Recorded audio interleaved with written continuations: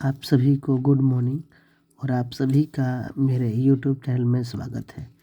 और आज हम आप लोग को पढ़ा रहे हैं बिहार बोर्ड द्वारा जारी किया गया विज्ञान विषय का मॉडल पेपर 2025 का। ये बिहार बोर्ड द्वारा जारी किया गया मॉडल पेपर है और इसमें हम आप लोगों को सबसे पढ़ा रहे हैं ऑब्जेक्टिव क्वेश्चन। और ऑब्जेक्टिव में ये जो पहला क्वेश्चन है कि किसी प्रकाश स्रोत के सामने एक रुकावट रख देने पर क्या बनता है, तो उसका सही आंसर होगा ए, छाया बनता है।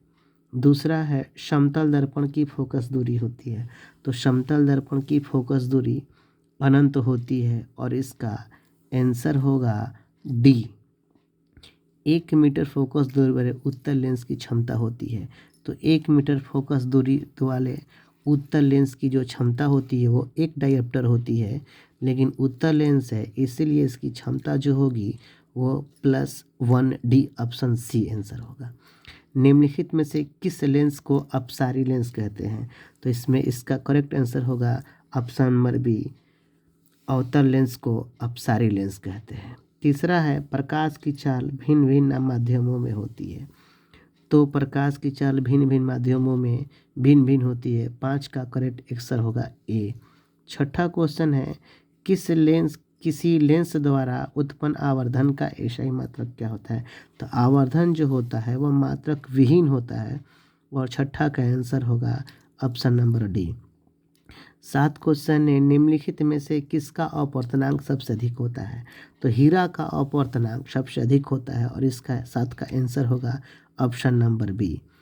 8 का रहा है एक अभिसारी लेंस द्वारा बनता है। अभिसारी लेंस द्वारा आभासी और वास्तविक दोनों प्रकार का प्रतिबिंब बनता है और आंसर होगा 8 का जो आंसर होगा वो ऑप्शन नंबर सी होगा। 9 का है आकाश का नीला रंग होना किस परिघटना का परिणाम है, तो ये प्रकाश के प्रकीर्णन के कारण होता है और 9 का आंसर होगा ऑप्शन नंबर बी।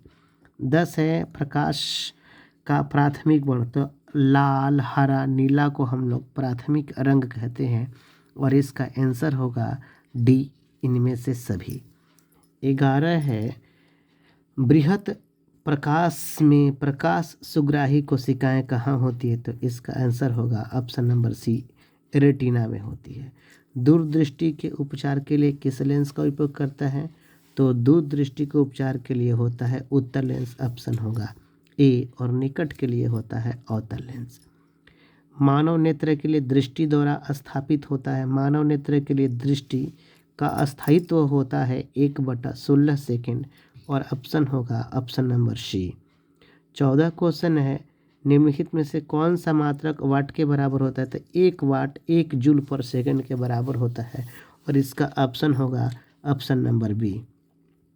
अगला है 1 किलोवाट घंटा। 1 किलोवाट घंटा को हम लोग 1 यूनिट कहते हैं और 15 का करेक्ट आंसर होगा ऑप्शन नंबर सी।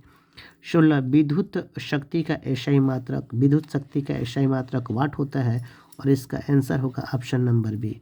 17 क्वेश्चन है 1 किलोवाट घंटा। 1 किलोवाट घंटा जो होता है 3.6 × 10⁻6 जूल के बराबर होता है और ऑप्शन इसका आंसर होगा ऑप्शन नंबर सी।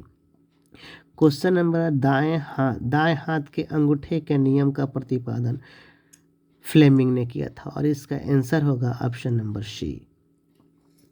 विद्युत फ्यूज विद्युत धारा के किस सिद्धांत पर कार्य करता है, तो विद्युत फ्यूज विद्युत धारा के ऊष्मीय प्रभाव पर कार्य करता है और इसका आंसर होगा ऑप्शन नंबर सी। 20 है 1 मिली एम्पियर 10⁻³ एम्पियर के बराबर होता है और 20 का आंसर होगा ऑप्शन नंबर सी। प्रतिरोध का मान बढ़ाने के लिए प्रतिरोधकों को जोड़ा जाना चाहिए, तो प्रतिरोध का मान बढ़ाने के लिए प्रतिरोधकों को श्रेणी क्रम में जोड़ना चाहिए। इसका आंसर होगा 21 का आंसर होगा ऑप्शन नंबर ए।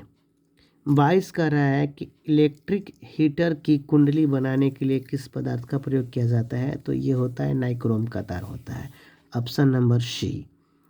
निम्नलिखित में से कौन ग्लोबल वार्मिंग के लिए उत्तरदायी है, तो इसका आंसर होगा 23 का डी, CO2। इनमें से कौन जीवाश्म ईंधन है, तो पेट्रोलियम, कोयला, प्राकृतिक गैस, ये सभी जो होते हैं जीवाश्म ईंधन है और ऑप्शन होगा इसका उपयुक्त में से सभी, ऑप्शन नंबर डी।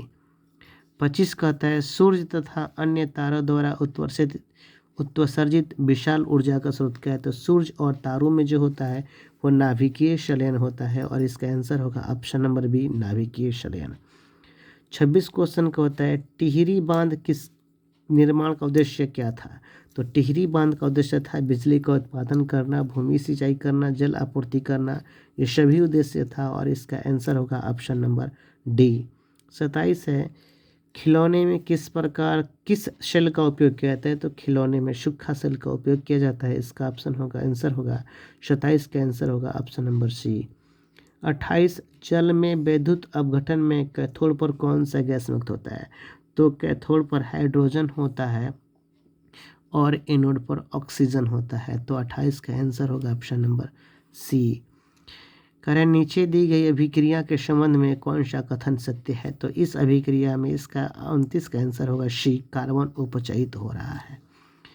30 है जास्ता तनु हाइड्रोक्लोरिक अम्ल से भी क्रिया करके कौन सा गैस उत्पन्न होता है? तो कोई भी अम्ल धातु से भी क्रिया करके हाइड्रोजन गैस मुक्त करता है और 30 का आंसर होगा option number B, hydrogen H2।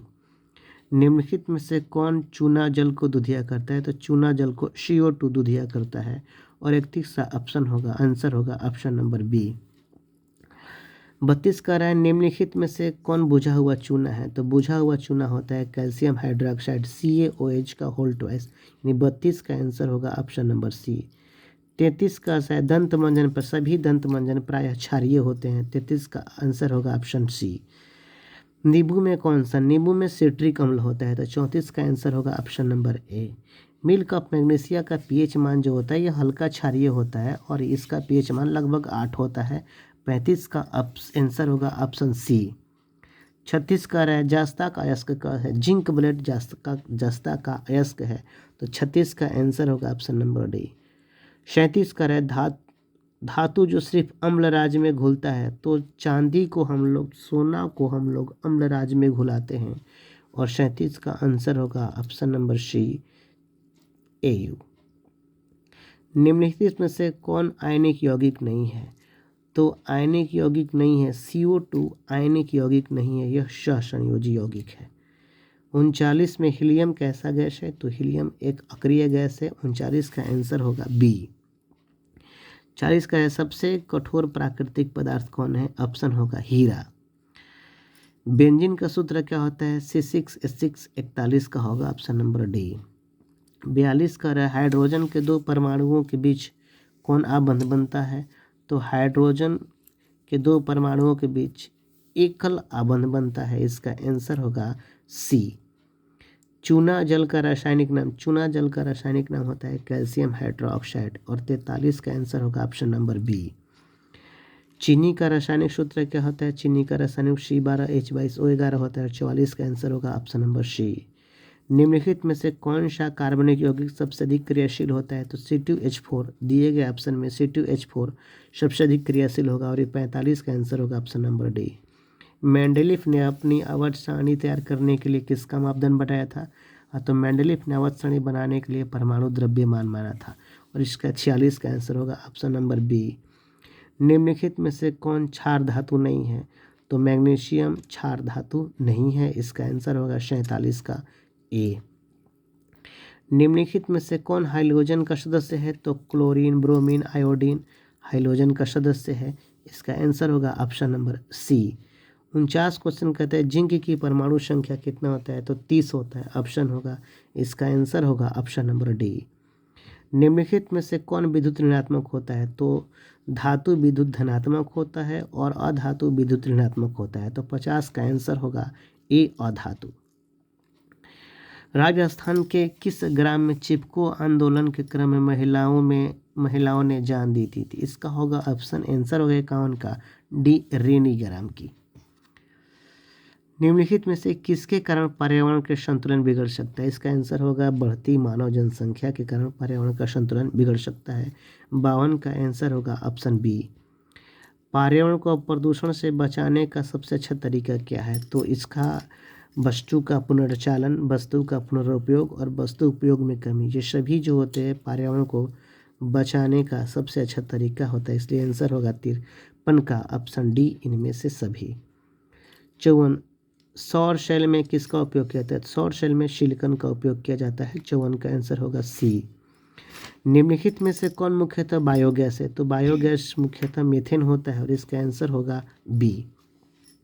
मनुष्य के दांत के सबसे ऊपरी परत को इनामेल कहते हैं और इसका आंसर होगा सी। जठर ग्रंथि कहाँ पाई जाती है? जठर ग्रंथि अमाशय में पाई जाती है और इसका 57 का आंसर होगा ऑप्शन नंबर सी। 58 कह रहा है निम्नलिखित में से कौन वसा के पाचन में सहायक होता है? तो वसा के पाचन में ठीक न पित्त और रस और लाइपेज दोनों सहायक होता है और इसलिए इसका 58 का आंसर होगा ए, लाइपेज। पित्त और रस का रंग कैसा होता है? तो पित्त रस का रंग जो होता है वो हरा होता है। 59 का आंसर होगा ऑप्शन बी। पौधे में श्वसन, पौधे में जो श्वसन की क्रिया होती है वो पत्ती, तना, जड़ सभी द्वारा होती है, इसलिए 60 का आंसर होगा इनमें से सभी। 61 का है हरे पौधे रात्रि में किस गैस का निष्कासन करते हैं? तो हरे पौधे रात्रि में जब श्वसन करते हैं तो CO2 गैस का निष्कासन करते हैं और 61 का आंसर होगा ऑप्शन नंबर ए। किण्वन के फलस्वरूप कितने ATP का निर्माण होता है? तो किण्वन के फलस्वरूप 2 ATP ऊर्जा का निर्माण होता है, इसलिए 62 का आंसर होगा ऑप्शन नंबर ए, 2 ATP। सामान्य डायस्टोलिक रक्तदाब कितना होता है? इसका होता है 80 mmHg होता है, तो 63 का आंसर होगा ऑप्शन नंबर ए। पौधे में वाष्पोत्सर्जन किस अंग द्वारा होता है? तो पौधे में वाष्पोत्सर्जन मुख्य रूप से पत्तियों के द्वारा होता है, पत्ती में पाए जाने वाले रंध्र के द्वारा होता है, लेकिन फूल और तने की ऊपरी सतह से भी वाष्पोत्सर्जन की क्रिया होता है, इसलिए 64 का आंसर होगा इनमें से सभी ऑप्शन नंबर डी। अस्थि क्या है? तो अस्थि एक उत्तक है, तो 65 का आंसर होगा सी। पादप में अपशिष्ट कहाँ संचित रहते हैं? तो पादप में अपशिष्ट छाल में, पत्तियों में, कोशिकाओं के रिक्त स्थानों में सभी जगह संचित रहते हैं, इसलिए 66 का आंसर होगा डी, इनमें से सभी। 67 कह रहा है कि वृक्क के संरचनात्मक एवं क्रियात्मक इकाई को क्या कहते हैं? तो इसे नेफ्रॉन कहते हैं, तो 67 का आंसर होगा सी। पौधे में उत्सर्जी पदार्थ क्या है? तो टैनिन, गोंद, रेजिन ये सब पौधे का उत्सर्जी पदार्थ है, इसलिए 68 का आंसर होगा डी, इनमें से सभी। स्मरण शक्ति का मुख्य केंद्र क्या है? तो स्मरण शक्ति का मुख्य केंद्र सेरिब्रम है, इसलिए 69 का आंसर होगा ऑप्शन नंबर डी। 70 कह रहा है जड़ का अधोगामी वृद्धि कहलाता है, तो जड़ का अधोगामी वृद्धि गुरुत्वानुवर्तन कहलाता है और इसका आंसर होगा 70 का ऑप्शन नंबर डी। एस्ट्रोजन स्रावित होता है, एस्ट्रोजन मुख्यतः अंडाशय से स्रावित होता है, इसलिए 71 का आंसर होगा ऑप्शन नंबर सी। 72 कह रहे स्वपरागण किस पौधे में होता है? तो स्वपरागण जो होता है वह एक लिंगी और उभयलिंगी दोनों पौधों में होता है और इसका आंसर होगा सी, ए और बी दोनों में। गर्भाशय के किस भाग में भ्रूण का विकास होता है? तो गर्भाशय के सतह की ऊपरी दीवार में भ्रूण का विकास होता है और प्लेसेंटा द्वारा भ्रूण को पोषण मिलता है, इसलिए 73 का आंसर होगा इनमें से कोई नहीं। 74 कह रहा है निम्नलिखित में से कौन सा भाग केवल पुरुष जनन अंग में पाया जाता है? तो शुक्र वाहिका जो होता है यह केवल पुरुष जनन अंग में पाया जाता है, 74 का आंसर होगा ऑप्शन नंबर डी, शुक्र वाहिका। आनुवांशिकता का पिता किसे कहते हैं? 75 क्वेश्चन है, तो आनुवांशिकता का पिता ग्रेगर जन मेंडल को कहते हैं, अतः 75 का आंसर होगा ऑप्शन नंबर बी। 76 मेंडल किस देश के ईसाइयों के एक मठ के पादरी थे? तो इसका 76 का आंसर होगा ऑप्शन नंबर बी, ऑस्ट्रिया के।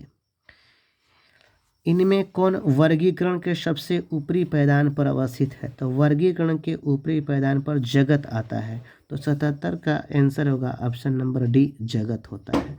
सूक्ष्म उपभोक्ता का उदाहरण क्या है? तो सूक्ष्म उपभोक्ता में जीवाणु और कवक दोनों आते हैं, इसलिए 78 का आंसर होगा ए और बी दोनों। मांसाहारी जीवों को कहा जाता है, तो शाकाहारी पेड़ पौधे को उत्पादक कहते हैं, शाकाहारी को प्राथमिक उपभोक्ता कहते हैं और मांसाहारी को द्वितीय उपभोक्ता कहते हैं। इसलिए 69 का आंसर हो जाएगा द्वितीय उपभोक्ता।